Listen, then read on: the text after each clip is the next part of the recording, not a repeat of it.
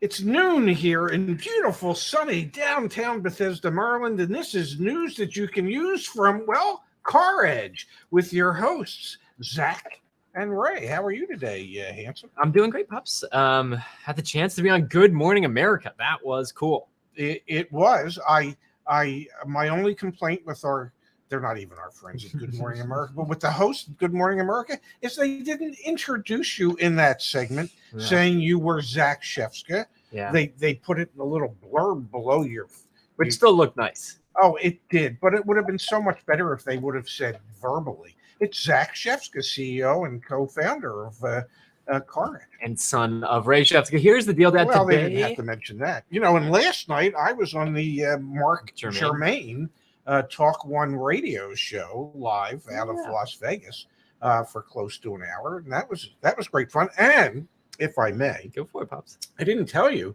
but there was a comment on the YouTube channel today from Muckety Muck, not Muckety Muck, Muckety Muck. I think it was Muckety Muck, who said he heard me last night on the Mark Germain show, and he wanted to come over and check out some of our videos. That's fantastic. Well, yes, thank you, everyone. We are nothing if not for our community, and so we are very proud to represent the CarEdge community, and thank you for allowing us to be the vessel for this knowledge. That's really what it is. It's just a movement that we fortunately get to be the vessel for. So super proud of that, and thank you for the opportunities. Now, Dad, today, yes, we are going to be talking about the affordability crisis. I thought we were going to be talking about vessels and how I've always wanted to be a vessel. No, come on, man. We truly are just vessels for consumer advocacy, and it's really awesome to be. I want to start today's show off with this because I put Ford in the title. Yes. The average transaction price, I know you know this, but I'm going to ask everyone that's with us. The average transaction price of a Ford vehicle in January of 2022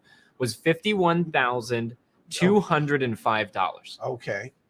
My question to everyone is, what was the average transaction price of a Ford vehicle in December of 2022? Because this highlights the affordability crisis. And while everyone's contemplating that, I will share a tidbit of information. The average transaction price for a Ford F-150 in 2022, December of 2022, was $66,400. Okay. So let's just let that sink in for a second. $66,400. And they sold how many? 75,000. And the average transaction price of those 75,000 F-150s was $66,400. Yes. Okay, I'm going to ask the question. What the hell is wrong with people? What is wrong with you people? So Jay Welk says, well, maybe by the end of the year, their prices actually went down over at Ford. The average transaction price went down. Michael says, did they go from 51.2 to 55,000? Curry Ninja saying, did they get up to 66,000? Let me pull it up on the screen here, guys. The average transaction price of all of Ford's vehicles went from $51,205 to $57,170, a 12% increase in average transaction price during the year. And that is the best-selling vehicle, Ford F-150, in the United States. And just that particular vehicle is even $10,000 more than that. We have truly never seen an affordability crunch like we currently do right now. And there's so many scary aspects of this. We report on it frequently. More folks getting into extended loan terms to actually purchase these things, Dad. I mean, something's got to give eventually, right? One would assume, and if I may for a second, I've often thought of myself as, well, slightly above average. Yep. Really, I'm just an average guy. Yep. Who spent time selling cars, 40 some years in the retail automotive space. I don't know. I mean, as an average person, I could not ever look at a vehicle that's $66,400 if I needed a pickup truck, or if I just wanted a new Ford and I said, well, what the hell? It's only $57,000. That's not an average price for an average person. We've talked about how that. does an average person? What's your rule about how much car you can afford? 10% of your gross income. Okay, so if I'm buying a 66, let's pull up the loan calculator. This is what we do. Loan calculator, auto loan calculator. Yeah. Let's do this. Let's just like play along for a second, figure this out. All right, so 66,000 is the price of an F-150. $66,400. All right, so put that in there. Okay. And let's say let's do a 60-month loan. Okay. And let's say in today's market, December, what was I getting? Maybe 4.5% still? Probably not. I'm probably getting closer to 6%. At least. At least. Yes. I'm not putting any money down because I don't want to. Yeah. We're not even going to talk about the fact that I now have negative equity. We've reported on that. Don't even worry about the trade. And let's say sales tax 7. Great. Other fees is probably going to be more. Let's triple. It's probably going to be 9. Please provide a positive down payment. 0. There you go. That's positive. Let's include all fees and loan. Calculate. So just right there, yes. $66,400. The average price in December of the 75,000 Ford F-150 pickup truck sold on a 60-month loan at 6% interest is $1,390 monthly payment. Let's call it $1,400 monthly payment. Okay. So using your 10% rule, let's work backwards. How much money do I need to make? $13,000. I need to make $14,000 a month. Yes. Last time I checked, $14,000 a month. $15,000 a month would be $180,000 a year minus 12. That's $168,000 a year the gross income. Yes. To afford a Ford F-150 pickup truck. If you put no money down. Either I got to get into the construction business, or I just got to be some sort of affluent person who makes $168,000 a year and drives a pickup truck. That is not average. That is not average. No, and that's just crazy. Those are those are crazy numbers. Now, go back to the calculator for a minute. Going back to the calculator. For now, let's just say, that the average person, that's not making $168,000 a year, can't afford a $1,400 a month payment. So let's say they talk to the dealer and say, well, what would it be if I stretch the loan out to 84 months? Yeah. Plug in 84 months. Okay, and let's just guess that it's going to be closer to 7 or 7.5%. All right, let's do 7.5%.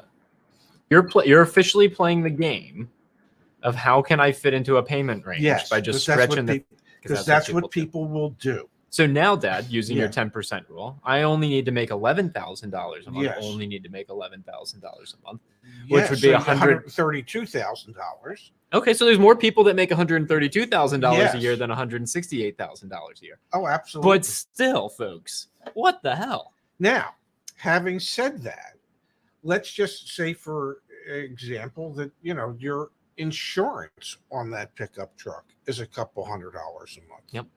Okay. And let's just say that your fuel costs are $300 or $400 a month. Yep. Call it $200 a month. I mean, at those numbers, you're at $1,500, not including maintenance. That's just let's do this. Let's do this. Let's keep the experiment going. But Pops, I want to pull it actually. We hit on Ford. Great. We hit on Ford. Poo-poo Ford. We could poo-poo all the automakers because they're just making more expensive vehicles. Yes. What Cox does, Dad, is they keep track of how many weeks worth of income does it take for a consumer to buy a new car. Yes. Well, the average transaction price was $49,507 in December. And we sound like broken records because the negotiability of new cars is better now than it was at any point in time last year. Yes. The average transaction price is still going higher because of the decisions of the automakers. Let's take this amount, Dad. $49,500. Okay. And let's say I'm doing 60 months because I'm trying to be reasonable. And let's say we're going to run it all back. Yes. That is me making let's call it $125,000 a year to buy the average new car. Okay, but what if I'm one of what was it when the Experian data from Q3, I think it was about 11 or 12% of used car loans were 84 months. It was 20%. 1 in 5 new auto loans were 84 months. But let's say I could get it's 84 months, new car. Let's see it here. And we're going to bump that rate up to 7.5. Oh, why are you doing 7? Because that's closer to average. Average used car auto loan right now is 11%. Okay, so now my monthly payment's $826.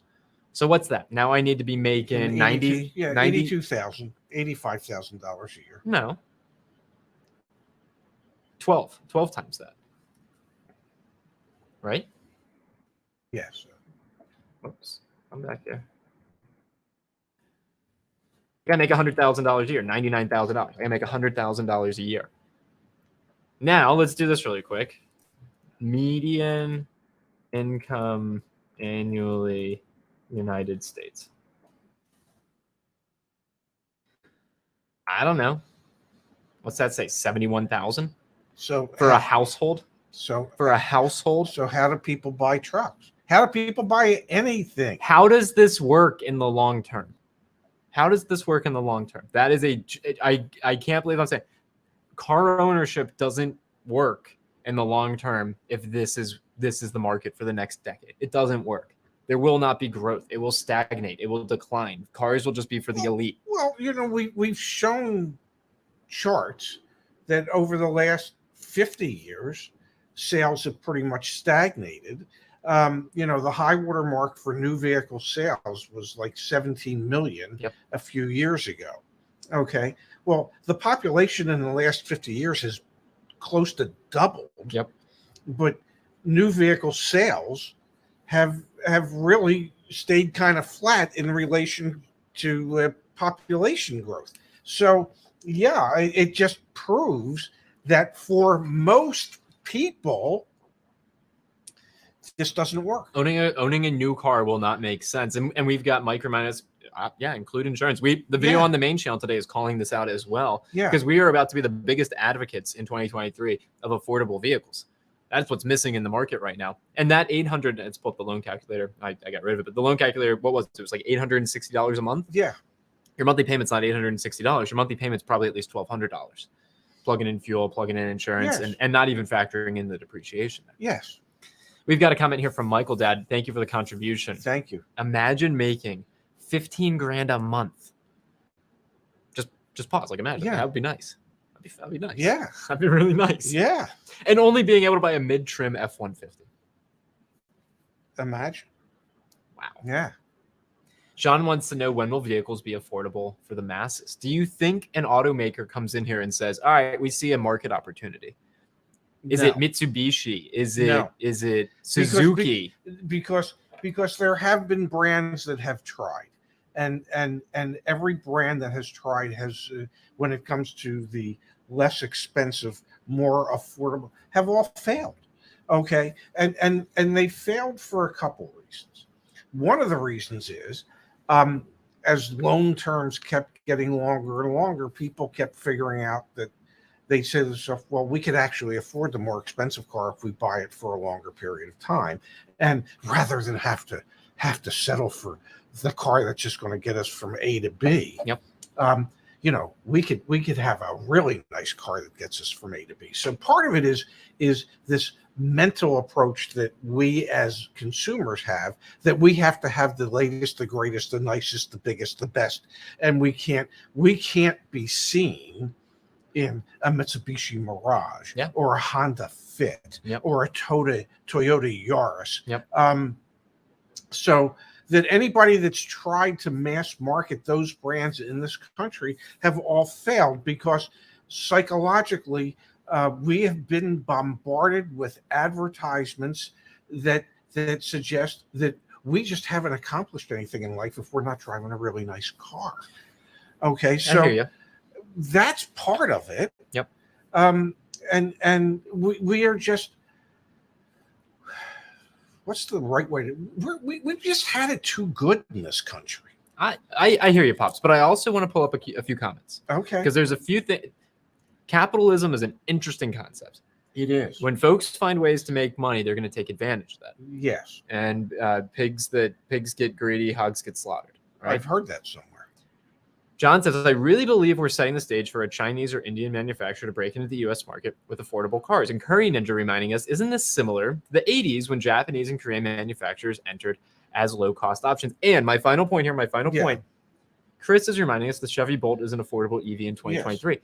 Gang, one piece of data we haven't talked about yet is that in December, new EV prices dropped $4,000. The average transaction month over month. That's before the Tesla news. Yes. So maybe there's a chance for what happened in the 80s when Toyota came over, Subaru came over, to happen again. Maybe it's VinFast.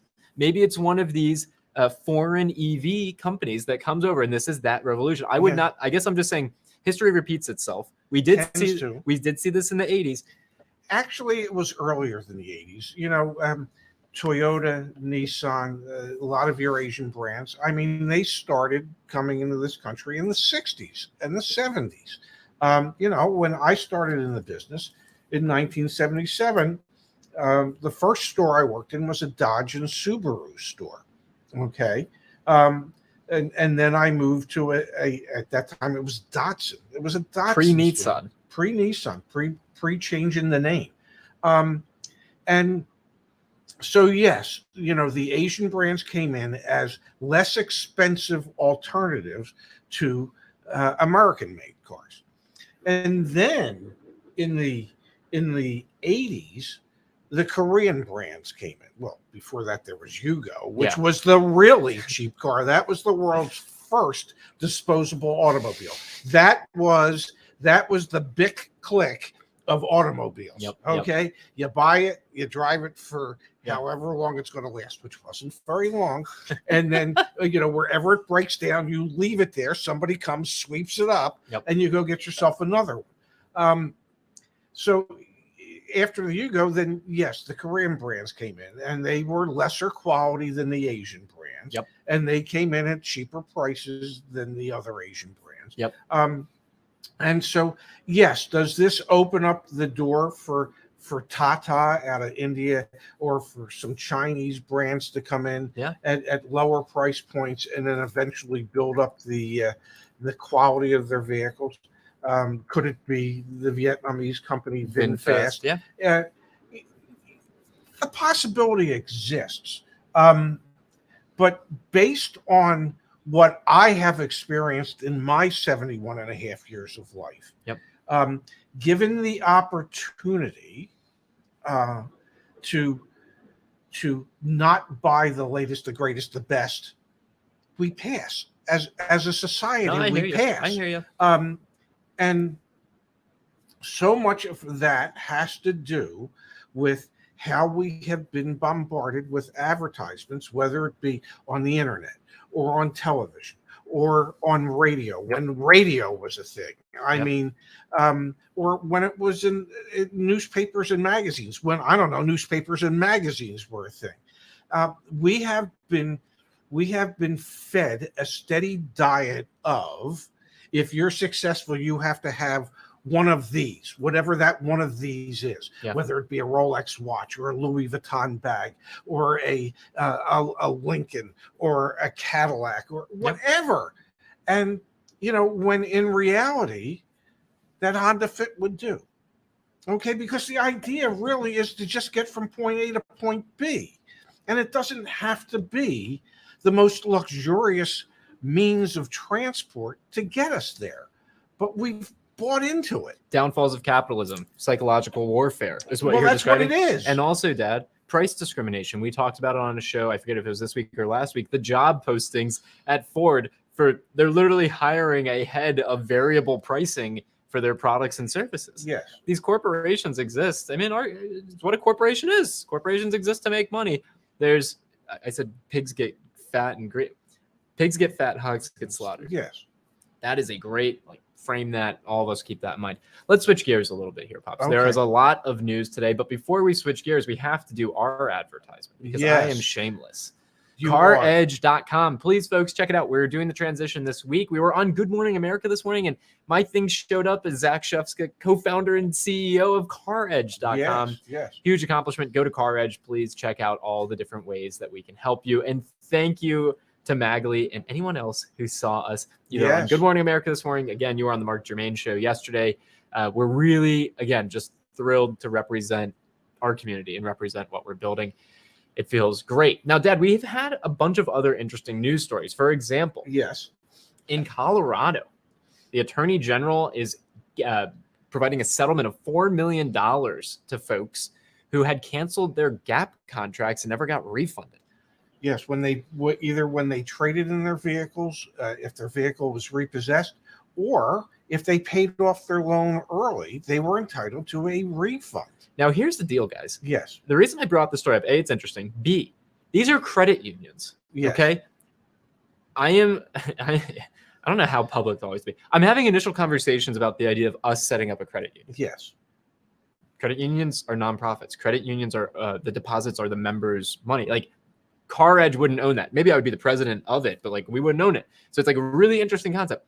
Credit unions are supposed to serve their members. Yes. These are two credit unions. This is why credit unions, just like any other type of entity, you have to vet them. We partnered with 4 credit unions to do financing right now back at CarEdge.com. These are 2 credit unions, and they're bad. I was going to say F them, but that was too mean. What they did was bad. Canvas Credit Union and Belco Credit Union did not provide refunds to folks that deserved $4 million worth of refunds for gap policies that were no longer in effect. And those are credit unions. They're supposed to be doing the things that are in the best interest of their members, and they didn't. And it took the state's attorney general to get involved. And I won't try to defend them because, most of these credit unions, a lot of these credit unions aren't all that large. Yeah.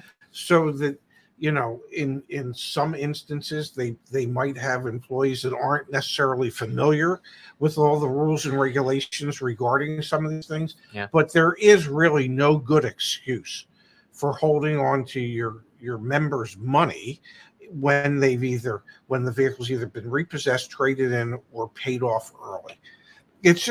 These are just the small details that you have to be cognizant of. So it's that simple. Disappointing to see. We also had Dad. We talked earlier this week about the financial crunch, Bank of America earnings, Wells Fargo earnings, and Chase earnings. Yes. Citizens projects $3 billion runoff on auto book in 2023. So it's the same story wherever you look. Delinquency rates are going up, and they expect to see less of growth in their auto loan book and more delinquencies, more losses there. That story is we're beating the drum every single day. Every bank that comes out with earnings, I'll be very curious to see CarMax's next earnings, obviously Carvana's next earnings. But we are seeing a trend here that is very clearly a trend. No, absolutely. Yeah, and it's not going to get better anytime soon. No one should be surprised when some of the blank hits the fan. You ready? Yeah. Really? Hey, and I will bring it up. We did get a message yesterday, and I didn't even share this with you, but I'm going to do it now live. We got a message about our sign language comment yesterday as we were doing that, and just want to apologize. Both of us want to apologize. We were not trying to belittle anyone who speaks American Sign Language, and in nowhere are we trying to marginalize our community. Like we represent everyone. So I apologize. I think you apologize as well. Sure.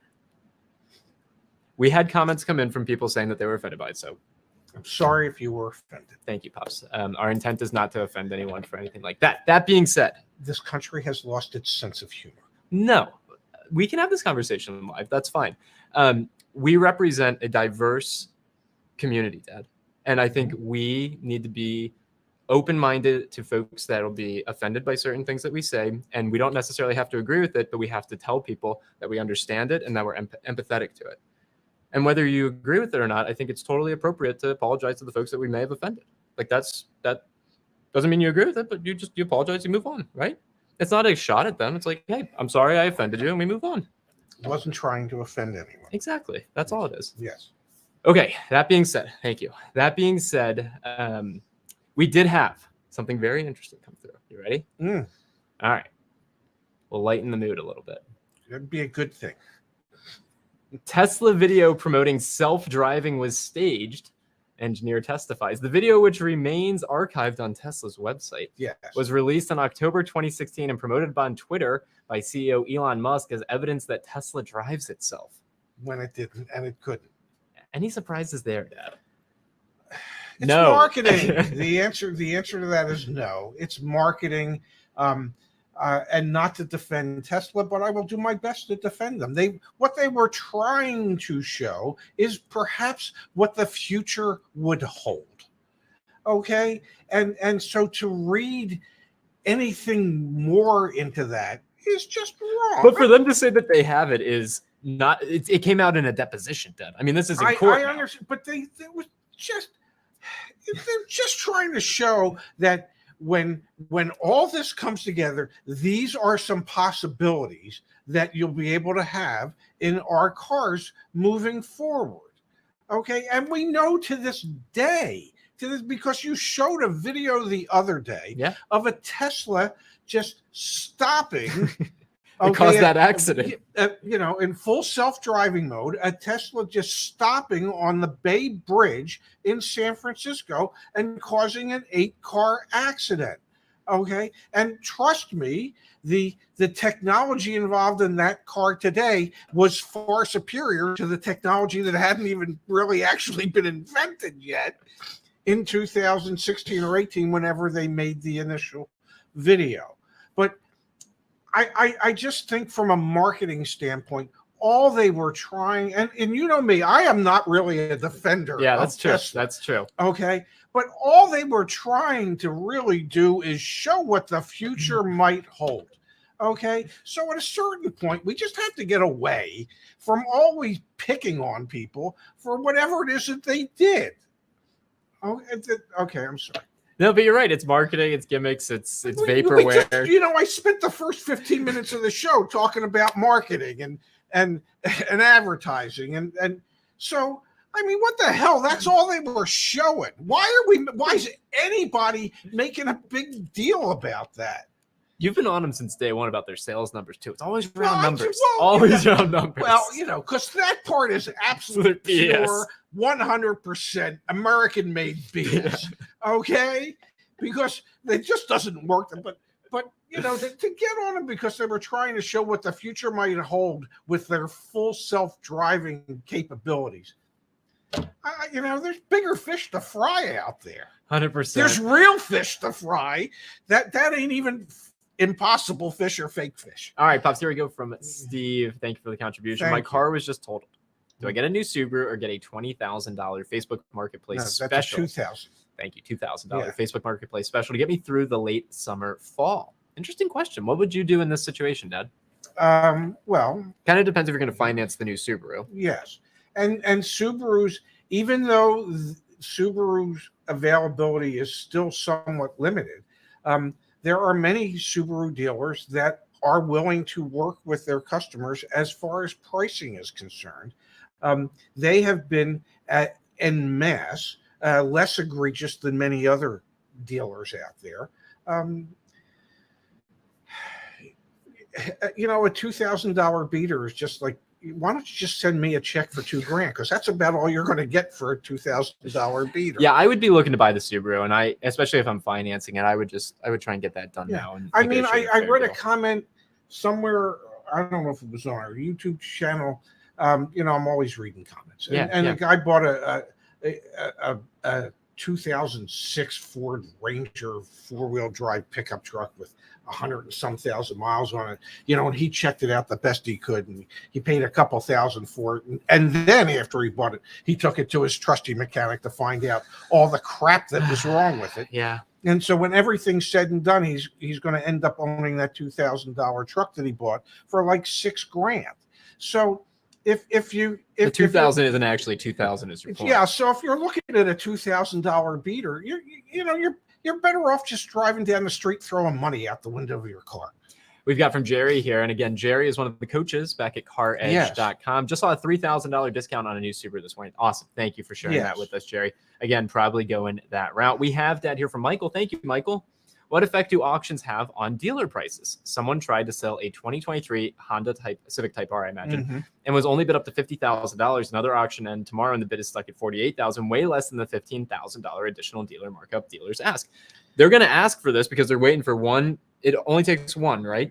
Yes. I used to work for a gentleman that always believed that you shouldn't discount the cars at all. And he had certain used cars that literally, had multiple birthdays. Yeah. Okay. Because his theory was that sooner or later, ours would be the only one left in the marketplace, and that whoever wanted it was going to have to come to us to get it and pay too much for it. Yep.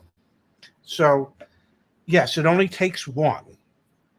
Now, when you say auctions, are we talking about Bring a Trailer, or are we talking about Mannheim or Odessa? So I mean, dealers are looking at MMRs and things like that. Yes. But yeah, I mean, it's dealers are still going to ask for it. There were times at our dealerships that I've worked at, where I suggested, well, why don't we just bring together the people that are interested in whatever specialty vehicle that we had, whatever it was, and just do a public auction for people who might be interested in that, and whoever has their hand up the last gets to pay whatever price they just agreed to. So there's public auctions like that on. So I wouldn't be surprised if there's some Honda dealers out there that might have a Civic Type R that would say to themselves, why don't we just have an in-house auction? Just wait to see a Civic Type R on Bring a Trailer. That would be quite the scene. All right, here's the deal. I think we need to get a sound bite for your watch segment. So that I'm just planting a seed. We got to agree. Maybe I'll look for some. Give me one right now. Well, why wouldn't it be like 60 minutes? Perfect. Yeah. I will now clip that and we will use that starting tomorrow. Pops, what is on your wrist? Well, on my wrist is a Torgoin, and it is the T10 Bluebird Carbon Sapphire with a Swiss automatic, Swiss quartz movement. It is a watch designed for people with bad eyesight. Because as you can see, those are some of the biggest numbers you could ever hope to find on a watch face. And the super lumina that they use on all the indices and the numbers, that stuff really lights up in the dark. Yep. Okay. And it's with the rubber strap. Yep. It's one of my favorite watches. Certainly not an expensive watch. And I did buy it on sale when I bought it. And actually, I bought you at the same time a watch that was multiple time zones, because that was when you were embarking on your trip to New Zealand, Australia, Bali, and Seoul. Yep. And so I wanted you to be able to keep track of time in multiple time zones. You're a good dad. Then you crashed riding a bike one day and I broke it. You broke it. But that was a pretty cool watch. And I've had nothing but good luck with the Torgoin. Like I said, it's not an expensive watch, but it's a damn good looking watch. And, I've always rather enjoyed it. I'm putting the watch link in the chat because I see a couple of people asking. Yes. I love that we're doing this segment. I really appreciate that you're up for it, Dad. I know it's fun for you. Well, it is. I should probably just take a giant ass photo of my jewelry watch boxes of all the watches on display. Could be great. Could be great. Yeah. All right, we will be back tomorrow. I'm sure we will have more news tomorrow. You can use. Yes. Check in with us tomorrow at noon Eastern, 9 Pacific here on news that you can use from CarEdge to find out who I can offend tomorrow. I don't think that was necessary. Well, you might not, but I did. But all right, let's stay live for a second because I think it's really important, Dad. I agree with you. We are not going to be all things to all people, right? I learned that a long time ago, and and you might take offense to this. Probably will if you're prefacing it that way. Okay, but I don't really like to apologize for not being able to be all things to all people. Mm-hmm. I am not everybody's cup of tea, which is the reason why I wear that sweatshirt sometimes that says I'm not for everyone. Okay. If you can get some information from me, great. If I offend you, I am sorry, but I don't really care. Okay. I know that bothers you. Yeah. I think what bothers me is you feel attacked right now. You definitely feel attacked. That's why you're raising your voice. That's why you're coming on. And the thing is, I don't think that you necessarily need to feel attacked. I think the person on the other end that feels offended just wants to feel heard. They don't expect you to change. They don't. I don't expect you to change. I'm your son. I don't expect you to change. Good. Thank goodness for that. I know. But what I'm asking you to feel is go the layer beyond. I try my best. You do a great job. You hold back so much, Dad. Remember that time we got an email from someone the first time you told someone to go F themselves in the comments? Yeah. And I told him to go forth and multiply on his own. And you haven't done that since. And I can't thank you enough. Yeah. And I think that's what's interesting about this, Dad, is you will never be all things to all people. I never expect you to be. No one in the audience expects you to be. And I think what we'll learn being more of people that are on screen is just we will offend people and we can be empathetic to that. You know what? I'm 71 and a half years old. I am hard pressed for people to offend me. I have seen and heard things that people shouldn't see and hear. Of course. Okay. And it really, I don't know what it would actually take to offend me. I think as a society, we cater to the sensitivity of people. And I probably shouldn't say it, but I'm going to say it anyway. Well, be careful. I sometimes you just need to pull your big boy pants on and accept what life has to offer and figure out how to get around it. If when I was in the car business, if I didn't hit the objectives that my dealer principals had set for me, and I said to them at the end of the month, well, there was this giant ass rock in the middle of my road, and I just couldn't get to the numbers you wanted me to hit, my owner would fire me because my job was to figure out how to get around that rock in the middle of the road so I could accomplish what I needed to accomplish. So as a human being, if there's things out there that offend you, you have to figure out how to get around what offends you, so that you can get on with life. Life isn't always fair, and everything that you're going to see and hear isn't always fair. But if there's people out there, such as myself, who are actually trying to help you or help people, please, I'm sorry if doing funny hand signals offends somebody. Yeah, no, I think that you're saying all the right things. This is truly how you feel. And I think my ask of you is that you don't use being 71 as a crutch to stop growing. Like it's an opportunity to hear what people share with us and say, hey, I heard you. Doesn't mean I'm going to change. Doesn't mean I'm going to change. You've made it very clear. You're disinterested in change. And I support you for that. But having that openness and that willingness to hear that person, I think is a huge asset and something that I aspire for. And I sense that you do too, to be honest. I don't think we ever are going to make everyone happy. I know we never will, Dad. The more I've learned, the larger our audience has become, Dad, the more clear it has become to me that any aspiration of having everyone like you is stupid. Terribly stupid. It's not possible. 100%. Any aspiration of trying to understand how everyone feels is also pretty damn difficult and probably stupid. But when people do get offended, to understand it and to say, hey, I understand you. I'll do my best to try and understand why people get offended. And I'm not asking you to stop offending people. It'll never happen. I'm asking you that when we do, because we will. To be clear, we will. And it will not be intentional. It will not be with malice. I'll do my best to try and understand it. And I'm not saying that I will understand. Yeah. I think that is perfect. Yeah. Thank you, Dad. No, I mean it genuinely. Thank you. Seriously, I think this is. You guys just watch like a father-son therapy session. Like I think that's my ask of you, and I love that for you, and I love that for us, and I really admire. I admire my dad more today than I ever have before because he's 71. He could be just in his room curmudgeon, and you're out here and you're taking this feedback and you're willing to sacrifice aspects of your identity to help other people. I can't thank you enough that you're showing me that for the rest of my life, I can grow and I can be and it means the world to me. I admire you so much today, more than I ever did before. I really do. Well, thank you. There's not much to admire. I love you, man. I really do. I love you too, Nancy. Okay. Now, don't cry. I'm not going to cry. No. All right. Because that could offend someone. It probably would. It probably would. Yeah, and I didn't even show you the complaint. Justice is right. It was incredibly respectful, incredibly thoughtful. I'll show it to you. Again, this was probably a terrible sequencing of events. It was like the most respectful comment ever. I'll show it to you after the show. Thank you for the conversation. Thank you, everyone, for being here. Thank you for being a part of our community. And we're human beings just like you. So, we're just because we're on the screen doesn't mean we're human beings, guys.